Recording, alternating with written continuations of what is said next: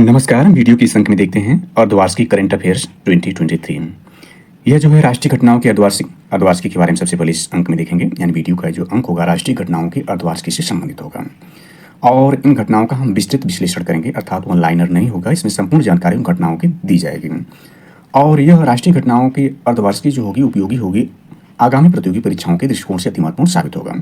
साथ ही 28-29 अक्टूबर 2023 को होने वाले पेट 2023 के लिए भी यह राष्ट्रीय घटनाओं के अर्धवार्षिक अति महत्वपूर्ण होगी, क्योंकि पेट के सिलेबस में 10 मार्क्स का समसामयिक घटनाओं से क्वेश्चन पूछे जाएंगे। पहले देखते हैं चंद्रयान 3 पृथ्वी कक्षा से बाहर निकल चांद की 100 किलोमीटर की कक्षा के निकट पहुंचा। ये जो न्यूज है थोड़ी पुरानी है। जैसा कि हम जानते हैं कि चंद्रयान 3 जो है यह सफलतापूर्वक चंद्रमा की दक्षिण ध्रुव पर सॉफ्ट लैंडिंग कर चुका है अपनी यात्रा के। चूंकि यह जो मिशन हुआ था इसमें हम डिटेल में देखेंगे। 14 जुलाई 2023 को लॉन्च किया गया और 23 अगस्त 2023 को शाम 6:04 पर 39 दिन की यात्रा के बाद यह सफलतापूर्वक चांद की दक्षिण ध्रुव पर लैंड किया और भारत ऐसा करने वाला विश्व का पहला देश बना जो चंद्रमा के दक्षिणी ध्रुव पर सॉफ्ट लैंडिंग कर सका। तो इसके बारे में देखते हैं। इसमें जो महत्वपूर्ण जानकारी दी गई उसमें देखते हैं चंद्रयान 3, इसका नाम चंद्रयान 3 है क्योंकि इससे पूर्व जो है चंद्रयान 1, चंद्रयान 2 और चंद्रयान 3 यानी चंद्रयान जो 1 भेजा जा चुका है, चंद्रयान 2 भी भेजा जा चुका है और यह उसी कड़ी में चंद्रयान 3 था। जैसा कि हम जानते हैं कि चंद्रयान 2 जो था यह भेजा गया था 2019 में, लेकिन यह असफल रहा। सॉफ्ट लैंडिंग के दौरान यह क्रैश हो गया, अर्थात ये सॉफ्ट लैंडिंग नहीं उसकी बल्कि हार्ड लैंडिंग हो गई थी, जबकि चंद्रयान 1 सफल रहा था। तो चंद्रयान 3 के बारे में देखते हैं। तो इसमें जो जानकारी है, सबसे पहली जानकारी तो यही है कि 14 जुलाई 2023 को लॉन्च किया गया और इसके आगे कड़ी में देखते हैं तो यह 1 अगस्त 2023 को पृथ्वी की कक्षा के बाहर निकलकर चांद की यात्रा पर थे। 5 अगस्त 2023 को 22 दिन की यात्रा के बाद सफलतापूर्वक चांद की कक्षा में प्रवेश किया है। इसमें पूछा जा सकता है कि पृथ्वी की कक्षा को कब यानी लैंड इसको लॉन्च कब किया गया। 14 जुलाई 2023 को पृथ्वी की कक्षा से बाहर कब निकला, 1 अगस्त 2023 को, और चांद की कक्षा में कब पहुंचा, 5 अगस्त 2023 को। और इसमें देखें रूप में देखें तो प्रोपल्सन मॉड्यूल, लैंडर मॉड्यूल यानी जिसका नाम विक्रम है, लैंडर मॉड्यूल का नाम विक्रम एक दूसरे से अलग होंगे। तत्पश्चात लैंडर की महत्वपूर्ण डीबूस्ट प्रक्रिया पूरी की जाएगी, जिसके बाद 23 अगस्त को चंद्रयान 3 को चंद्रमा पर उतारा जाएगा, जिसमें एक रोवर होगा जो चांद की सतह पर विश्लेषण करेगा। 16 किलोग्राम वजनी रोवर प्रज्ञान, इसमें रोवर जो है प्रज्ञान 1724 किलोग्राम के लैंडर विक्रम के साथ ही है। चंद्रयान 3 अपने सफल प्रक्षेपण के बाद 14 जुलाई 2023 से 31 जुलाई तक पृथ्वी की अंडाकार कक्षा में परिक्रमा किया और फिर 1 अगस्त से 5 अगस्त के बीच यान चंद्रमा कक्षा में प्रवेश कर गया। और इसमें देखें तो यह है ज्ञातव्य है कि भारतीय अंतरिक्ष अनुसंधान संगठन इसरो ने 14 जुलाई 2023 को चंद्रयान 3 का सफलतापूर्वक प्रक्षेपण किया था। इसको हम देख चुके हैं। प्रक्षेपण कहां से किया गया तो श्रीहरिकोटा के सतीश धवन अंतरिक्ष केंद्र से किया गया। चंद्रयान 3 को LVM3 MK4 प्रक्षेपण यान राकेट से प्रक्षेपित किया जाए। ये वेरी इंपॉर्टेंट है कि यह किस प्रक्षेपण यान या राकेट से चंद्रयान 3 को प्रक्षेपित किया गया, तो LVM3 MK4 है। प्रक्षेपण यान LVM3 का वजन 642 टन है। यह भारी उपग्रहों को ले जाने के लिए एक सफल और भरोसेमंद प्रक्षेपण यान है। LVM3 राकेट के संचालन के लिए 3 चरणों यानी इसमें 3 चरण है। पहला ठोस ईंधन है, दूसरा तरल ईंधन और अंत में क्रायोजेनिक ईंधन, तरल हाइड्रोजन और तरल ऑक्सीजन को पूर्ण करते हुए प्रक्षेपण के लगभग 16 मिनट में इसके प्रोपल्शन मॉड्यूल्स को 179 किलोमीटर ऊपर पृथ्वी कक्षा जियो ट्रांसफर ऑर्बिट में पहुंचा दिया गया, जहां राकेट से पृथक होकर चंद्रयान 3 पृथ्वी कक्षा में चक्कर लगाने लगा। चंद्रयान 3 के चांद के दक्षिणी ध्रुवीय क्षेत्र मेंजिनस यूक्रेटर के पास 23 अगस्त इसमें लिखा 24 अगस्त 23 अगस्त को जैसे हम जानते हैं कि शाम 6:04 पर सॉफ्ट लैंडिंग कर चुका है। उतरने की संभावना यह व्यक्त कर रहा है। तो यह चंद्रमा तक पहुंचने के लिए 1 महीने में 3.84 लाख किलोमीटर की दूरी ओवल आकार के मार्ग में तय करेगा। जैसा कि हम जानते हैं चंद्रमा से जो दूरी यही है, पृथ्वी से चंद्रमा की जो दूरी है वो 3.84 लाख किलोमीटर ओवल आकार के मार्ग में तय करेगा। ये चांद की सतह पर उतरने का भारत का दूसरा प्रयास है। 2019 में चंद्रयान 2 मिशन आखिरी चरण के बाद की सतह पर उतरने में विफल हो गया था। अगर भारत सफलतापूर्वक चांद सतह पर उतरने में सफल होता तो उपलब्धि अर्जित करने वाला यह दुनिया का चौथा देश होगा। तो यह देश होगा नहीं बल्कि देश हो चुका 4th कंट्री इंडिया है जो चांद की सतह पर उतरा है और सॉफ्ट लैंडिंग करने वाला दक्षिण ध्रुव पर पहला देश है। इससे पहले देखें तो अमेरिका, तत्कालीन सोवियत संघ और चीन ने उपलब्धि हासिल की है। चीन दुनिया का पहला देश है जो अपने पहले प्रयास में 2013 में चंगाई 3 मिशन को चांद पर उतारने में सफल रहा। अब देखते हैं चंद्रयान 3 एक दृष्टि में चंद्रयान 3 है क्या, इसके बारे में जानकारी देखें। चंद्रयान 3 के 3 हिस्से हैं। इसमें प्रोपल्सन मॉड्यूल है, लैंडर है और रोवर मॉड्यूल है। प्रोपल्सन मॉड्यूल ने लैंडर और रोवर को पृथ्वी कक्षा से चंद्रमा की कक्षा में पहुंचाने का कार्य किया है। यानी प्रोपल्सन मॉड्यूल का काम क्या था, प्रोपल्सन मॉड्यूल ने लैंडर और रोवर जो कि चंद्रमा पर जाएंगे, लैंडर और रोवर को पृथ्वी कक्षा से चंद्रमा कक्षा में पहुंचाने का कार्य कौन किया, प्रोपल्सन मॉड्यूल ने। लैंडर का काम चंद्रमा की सतह पर उतर कर उसमें मौजूद रोवर को बाहर निकालना है। यानी अब जो होगा लैंडर का जो काम होगा वह चंद्रमा पर रोवर को उतारने काम करेगा। रोवर चांद की सतह पर खनिजों सहित कई महत्वपूर्ण जानकारी एकत्र करेगा। उद्देश्य को भी देखते हैं, उद्देश्य इसका इंपॉर्टेंट है।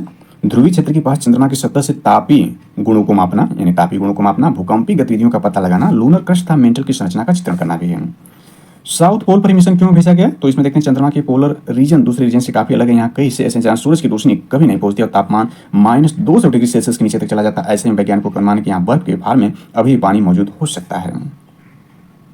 चंद्रयान फर्स्ट यानी 2000 चंद्रयान फर्स्ट भी सफल रहा था भारत का। ये 2008 में लॉन्च किया गया और चंद्रयान 2 2019 में लॉन्च किया गया, परंतु यह असफल रहा आखिरी चरण में। मिशन ने चंद्रमा की सतह पानी की मौजूदगी का संकेत दिया था। यानी चंद्रयान फर्स्ट जो है मिशन 2008 में लॉन्च किया गया था भारत का, यह चंद्रमा की सतह पानी की मौजूदगी का संकेत दिया था। चंद्रयान 3 मिशन की लैंडिंग साइट चंद्रयान 2 जैसी है, चंद्रमा के दक्षिण ध्रुव के पास 70 डिग्री अक्षांश पर, लेकिन इस बार इसका दायरा बढ़ाया गया है। चंद्रयान 2 की लैंडिंग साइट 500 मीटर गुणे 500 मीटर थी, अब लैंडिंग साइट 4 किलोमीटर गुणे 2.5 किलोमीटर है। दिन का ही मिशन ये क्यों होगा? तो पूर्व इसरो वैज्ञानिक मनीष पुरोहित ने बताया कि चंद्रमा को 14 दिन रात और 14 दिन तक उजाला रहता है और जब रात होती है तो तापमान -100 डिग्री सेल्सियस से भी कम हो जाता है। पैनल से पावर जनरेट करेंगे, इसलिए 14 दिन तो पावर जनरेट कर लेंगे, लेकिन रात होने पर पावर जनरेशन प्रोसेस रुक जाएगा। पावर जनरेशन नहीं होगा तो इलेक्ट्रॉनिक्स भयंकर ठंड को झेल नहीं पाएंगे और खराब हो जाएंगे। लॉन्च व्हीकल LV-M3M4 इसरो के हैवी लिफ्ट लॉन्च वाहन की चौथी ऑपरेशनल उड़ान ने चंद्रयान 3 अंतरिक्ष यान को जियो ट्रांसफर ऑर्बिट में प्रक्षेपित किया। इसकी ऊंचाई 45.5 मीटर, प्रक्षेपण भार 642 टन, पेलोड भार 6895 kg है। प्रोपल्सन मॉड्यूल्स के बारे में देखें तो यह इजेक्शन कक्षा से लेकर चंद्र कक्षा में 100 किलोमीटर तक लैंडर और रोवर को ले जाएगा। इसके अलावा यह अपने साथ एक विशेष यंत्र सेप, यानी सेप जो इसमें है SHAPE, इसको देखें तो इसका जो पूर्ण रूप है spectropolarimetry of habitable planetary earth है, भी ले जाएगा, जो चंद्रमा कक्षा से पृथ्वी के ध्रुव पर सहित कई तरह के अध्ययन करेगा। लैंडर है, 4 पैरों वाला वाहन है जो रोवर को चंद्रमा की सतह पर ले जाएगा। यह चंद्र सतह का अध्ययन करने के लिए वैज्ञानिक उपकरणों से लैस है रोवर।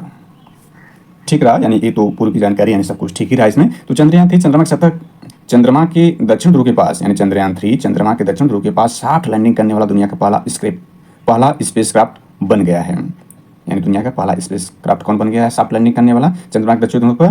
चंद्रयान 3 है, भारत का चंद्रयान 3 है।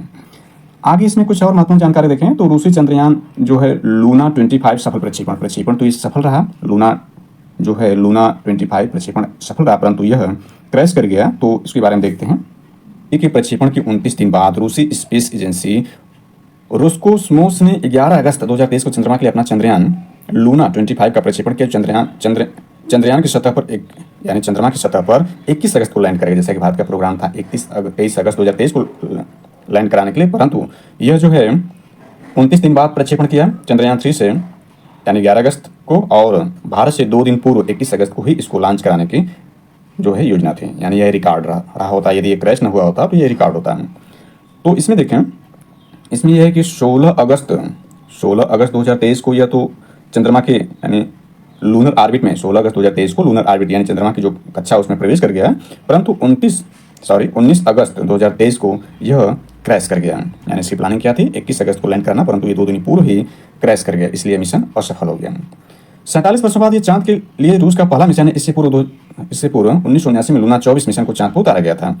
लूना 25 को अमूर ओब्लास्ट में ओस्तोचनी कोस्मोड्रोम से सोयूज 2 फ्रिगेट रॉकेट से लॉन्च किया गया। प्रक्षेपण के 564 सेकंड बाद फ्रिगेट बूस्टर रॉकेट के तीसरे चरण से अलग हो गया और लगभग 1 घंटे बाद लूना 25 अंतरिक्षयान बूस्टर से पृथक हो गया। यानी इसमें पूछा जा सकता है किस रॉकेट से यह भेजा गया लूना 25, तो यह सोयूज 2 फ्रिगेट था। और इसमें देखें तो लूना 25 चंद्रमा के दक्षिण ध्रुव पर बोगुस्लावस्की क्रेटर क्षेत्र में 21 अगस्त को लैंड करने से पूर्व चंद्रमा की सतह से लगभग 100 किलोमीटर ऊपर 3 से 7 दिन बिताएगा। यहाँ से चांद तक पहुंचने इस अंतरिक्षयान 5 दिन का समय लगेगा। लूना 25 की विशेषता देखें, लूना 25 की लंबाई 46.3 मीटर, वजन 1.8 टन है। इसके चांद पर उतरने की अवधि 13 दिन है। यह चांद पर 1 वर्ष तक कार्य करेगा। यानी यदि सफल होता तो यह काफ़ी कारगर होता। यह रूसी मिशन चांद से मिट्टी के नमूने लेने, ऑक्सीजन की खोज करने कार्य करेगा। चंद्रमा के दक्षिण ध्रुव भारत के चंद्रयान 3 और रूस के लूना 25 के बीच 118 किलोमीटर की दूरी पर होगी। जो भारत का लैंडर है उसके बारे में कुछ जानकारी देखें तो मिशन अवधि जो होगी 1 चंद्र दिन, चंद्रमा के 1 दिन यानी पृथ्वी के 14 दिन के बराबर। भार जो इसका है 1749.86 किलोग्राम रोवर सहित। इसमें जो लैंडर का भार है माप 200 × 200 × 116.6 सेंटीमीटर। रोवर के बारे में देखें तो रोवर जो सौर पैनलों द्वारा संचालित 6 पहियों वाला एक वाहन है। यह लैंडिंग स्थल के आसपास मौलिक संरचना प्राप्त करने के लिए विभिन्न उपकरणों से लैस है। होगा। तो इस मिशन के जरिए भारत दुनिया को दिखाना चाहता है कि उसके पास चांद पर सॉफ्ट लैंडिंग करने और रोवर को वहां चलाने की योग्यता है। इससे दुनिया का भारत पर भरोसा बढ़ेगा, जो कमर्शियल बिजनेस बढ़ाने में मदद करेगा। यानी इस कमर्शियल बिजनेस के लिए भारत को जो मदद करेगा यह मिशन। भारत ने अपने heavy lift launch vehicle LVM-3 M4 के चंद्रयान को लॉन्च किया। इस व्हीकल की विशेषता भारत पहले दुनिया को दिखा चुका है। और इसमें देखें तो बीते दिनों अमेजन के फाउंडर जो है जेफ बेजोस की कंपनी ब्लू ओरिजिन ने इसरो के LVM-3 रॉकेट के प्रयोग में अपनी रुचि दिखाई है। ब्लू ओरिजिन LVM-3 प्रयोग कमर्शियल और टूरिज्म के उद्देश्य के लिए करना चाहता है। LVM-3 के जरिए ब्लू ओरिजिन अपने क्रू कैप्सूल को planned low earth orbit LEO space station तक ले जाएगा। तो बाघ गणना रिपोर्ट 2022 के बारे में दिया गया है, इसके बारे में देखें। 29 जुलाई 2023 को विश्व बाघ दिवस यानी 29 जुलाई को हर साल विश्व बाघ दिवस मनाया जाता है। पर केंद्रीय वन एवं पर्यावरण राज्य मंत्री अश्विनी कुमार चौबे ने जिम कॉर्बेट रिजर्व में राष्ट्रीय बाघ संस्थान प्राधिकरण NTCA की गणना 2022 रिपोर्ट जारी की। इससे हर 4 साल में होने वाली देशव्यापी बाघ गणना का भारतीय वन्यजीव संस्थान के विश्लेषण को तैयार किया गया है। इससे पूर्व 9 अप्रैल 2023 को प्रधानमंत्री मोदी ने प्रोजेक्ट टाइगर के 50 वर्ष पूर्ण होने पर एक अंतरिम बाघ गणना रिपोर्ट जारी की थी। यानी 9 अप्रैल 2023 को जो PM मोदी ने जो बाघ गणना जारी की थी वो अंतरिम बाघ गणना रिपोर्ट थी। और अभी जो है 29 जुलाई 2023 को विश्व बाघ दिवस पर जो बाघ गणना रिपोर्ट जारी की गई वो फाइनल रिपोर्ट थी। नवी रिपोर्ट के अनुसार देश में साल 2018 में, यानी इसमें देखें, नवी रिपोर्ट के अनुसार देश में साल 2018 में 2967 बाघ थे। इस दृष्टि से 2022 तक इनकी आबादी सालाना 6.1% दर से बढ़ी है। पृथ्वी पर जंगलों में रहने वाले बाघों की 75% आबादी भारत में है। आगे इसमें देखें तो देश में बाघों की संख्या पिछले 16 सालों में 260%, यानी प्रतिशत में 16 सालों में 260% बढ़कर 3682 पर पहुंच गई। जबकि 2006 में देश में 1411 बाघ ही बचे थे। यानी 2006 में देखें तो यह 1411 बाघ थे और जो लेटेस्ट 2022 में यानी 16 साल बाद जो है 3682 बाघ हो गए, अर्थात उसमें 260% की वृद्धि हुई। भारत में बाघों की स्थिति रिपोर्ट के विस्तृत संस्करण में यह तथ्य सामने आए। इसके अनुसार देश में कम से कम 3167, यानी इससे कम नहीं होंगे, 3167 बाघ और अधिक से अधिक जो है अधिकतम 3925 बाघ हो सकते हैं। यानी अधिकतम 3925 बाघ और कम से कम 3167 बाघ हो सकते हैं। इसलिए औसत संख्या 3682 मानी गई है। यानी कहने का सही हुआ कि पूछता है कि भारत में कितने बाघ हैं, केवल बाघ पूछता है कि कितने बाघ हैं तो न्यूनतम संख्या ही बताई जाएगी 3167। अधिकतम पूछेगा तो 3982 और औसत संख्या पूछेगा तो 3682 बताना है। सबसे ज़्यादा 785 बाघ मध्य प्रदेश में, ये भी कई बार पूछा जाता है किस स्टेट में, क्योंकि कर्नाटक और मध्य प्रदेश में हमेशा यह कम ज़्यादा होता रहता है, परंतु कुछ समय से बाघ जो है मध्य प्रदेश में सर्वाधिक हैं। उत्तराखंड में साल 2006 में जहां 178 बाघ ही बचे थे, आज इनकी संख्या 3 गुना बढ़कर 560 पहुंच गई। उत्तर प्रदेश की संख्या 109 से करीब दोगुनी होकर 205 पहुंच गई। ये सभी राज्य शिवालिक गंगा क्षेत्र में आते हैं, जहां बाघों की संख्या 297 से बढ़कर 819 हो चुकी है। रिपोर्ट के अनुसार देश के 53, इंपॉर्टेंट ये भी हो जाता है कि देश में कुल टाइगर रिजर्व कितने हैं तो 53 हैं। देश के 53 टाइगर रिजर्व में सबसे ज्यादा 260 बाघ उत्तराखंड के कार्बेट रिजर्व में, इसके बाद बांदीपुर में 150, नागरहोल में 141, बांधवगढ़ में 135, दुधवा में 135, मधुमलई में 114, कान्हा में 105, काजीरंगा में 104, सुंदरबनों में 100, ताबोड़ा में 97, सत्यम मंगला में 85 और पेंच में 77 बाघ मिले हैं। कुछ रिजर्व में हालात चुनौतीपूर्ण, करीब 35% को तत्काल सुधारों और संरक्षण के प्रयास की आवश्यकता है। रिपोर्ट के अनुसार देश के 18 टाइगर रिजर्व ऐसे हैं जिसमें बाघों की संख्या 10 से भी कम है।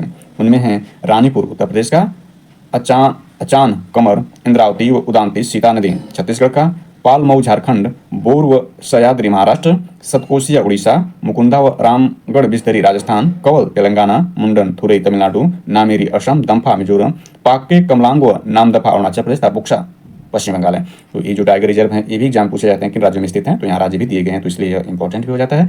और इसमें ये जो जानकारी दी गई है ये भी इंपॉर्टेंट है। इसमें जो ये बताया गया है कि 53 जो टाइगर रिजर्व हैं, यदि टाइगर रिजर्व के हिसाब से पूछेगा कि टाइगर रिजर्व में सबसे ज़्यादा बाघ कहाँ पर हैं, तो ये कार्बेट रिजर्व में 260 बाघ हैं जो कि उत्तराखंड में। और राज्यों की दृष्टि से पूछेगा कि किस राज्य में सर्वाधिक टाइगर हैं, तो MP मध्य प्रदेश में हैं। और यदि टाइगर रिजर्व के हिसाब पूछेगा तो जो है कार्बेट रिजर्व में जो है 260 बाघ सर्वाधिक, इसके बाद बांदीपुर में 150 है। नेक्स्ट देखते हैं इसमें 12 बाघ संख्या वाले राज्य को देखते हैं। तो सर्वाधिक जो बाघ जो जिस राज्य में हैं वो है मध्य प्रदेश, 2018 में जो थे 526 और वर्तमान 2022 जो रिपोर्ट है इसमें 785 बाघ हैं। दूसरे स्थान पर कर्नाटक है, तीसरे पर उत्तराखंड, चौथे पर महाराष्ट्र, पांचवें पर तमिलनाडु, छठवें पर असम, सातवें पर केरल, आठवें पर उत्तर प्रदेश। ये इंपॉर्टेंट हो जाता है कि 8th पोजीशन पर उत्तर प्रदेश, जिसमें बाघों की संख्या 2018 में 173 से वर्तमान में बढ़कर 205 हो गई है।